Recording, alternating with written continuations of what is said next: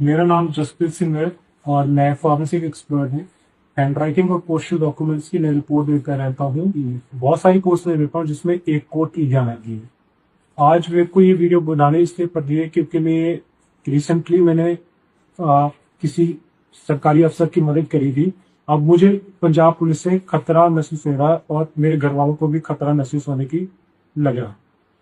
बात यूं है कि 15 जून को 2026 को मेरे पास एक व्हाट्सएप कॉल आई। तो अननोन नंबर से था। मैंने फोन उठाया तो उन्होंने अपने आप को इंट्रोड्यूस करा कि मैं एसपी जशनदिल बोल रहा हूँ और आप फॉरेंसिक एक्सपर्ट बोल रहे हैं। मैंने कहा हाँ जी मैं फॉरेंसिक एक्सपर्ट बोल रहा हूँ।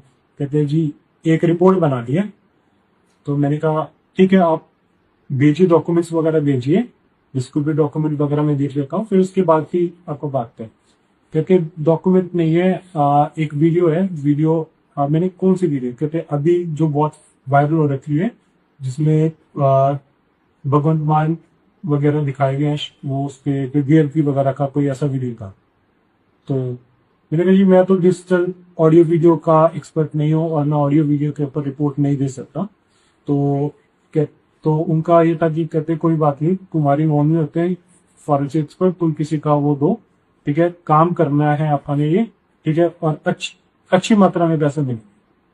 मैंने कहा जी चलो काम तो करने, अब काम के लिए वो कर रहे थे। तो दूसरे कॉन्टेक्ट में भी होते हैं। मैंने कहा जी चलो मेरे पास आए जो कॉन्टेक्ट में, मैं उनका नंबर शेयर कर दूंगा आपसे और आप बात करेंगे। कहते नहीं नहीं तुम नहीं बात किया।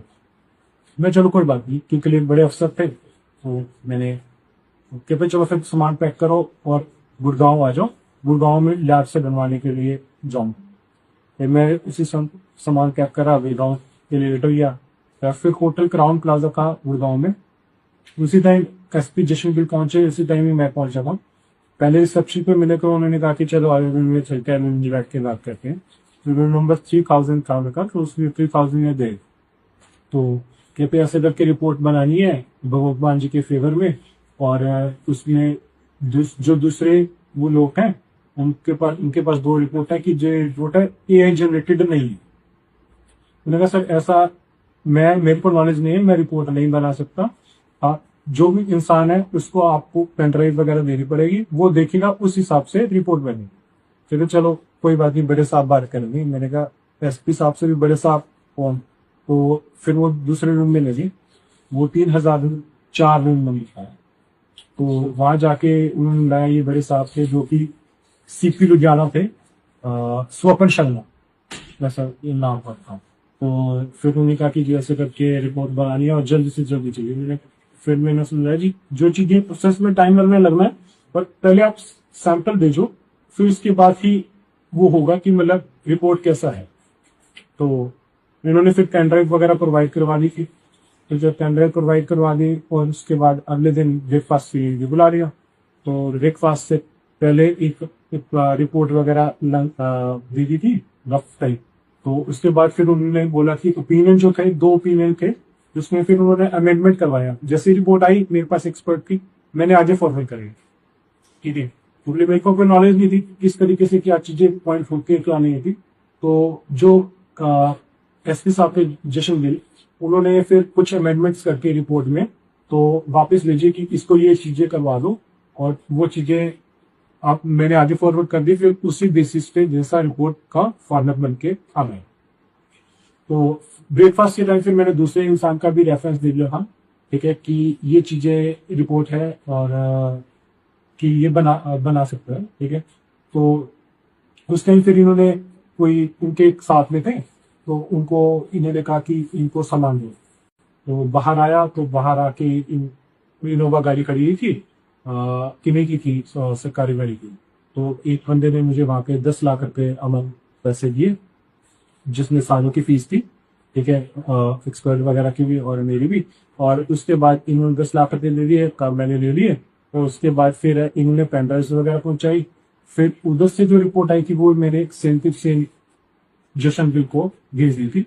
उसके बाद जो उन्होंने अमेंडमेंट की वो मुझे भेजी कि ये चीजें होनी है, मैंने फॉरवर्ड कर दी, उन्होंने रिपोर्ट भेज दी और उस रिपोर्ट को फाइनल कर दिया गया। और जो मेरे को वो था, जो रिपोर्ट्स बनी है जिस लैब की बनी है, वो दोनों ही लैब्स कोई भी गवर्नमेंट ऑथराइज्ड फॉरेंसिक लैब्स नहीं है। जो कि एक किसी भी ओपिनियन दे सके ऑडियो या वीडियो के ऊपर। इवन तो जो एक्सपर्ट थे, हमने पहले कन्वे करा था कि जो एक्सपर्ट है वो साइबर सिक्योरिटी के हैं, ऑडियो वीडियो के डिजिटल के एक्सपर्ट नहीं है। उन्होंने कहा कि हमने को सिर्फ दिखाना है कि आप पेपर रिपोर्ट दे दो, हम कोई पब्लिकली भी यूज कर रहे, कोई पॉलिटिकली यूज नहीं कर रहे, कोई पुलिस उसमें भी यूज नहीं कर रहे। तो हम ठीक है, जितना एनालिसिस था उन्होंने करके दे दिया। तो अब मुझे पता लगा कि उन्होंने तो वो रिपोर्ट उस चीज में यूज कर ली, हमारा फायदा उठा के, गलत फायदा उठा के। अब मुझे लग रहा है डर कि अगर मैं काफी टाइम से घबराया हुआ हूं, किस तरीके से ये चीजें रखूं और किसके सामने रखूं कि जो चीज हो रही है गलत हो रही है।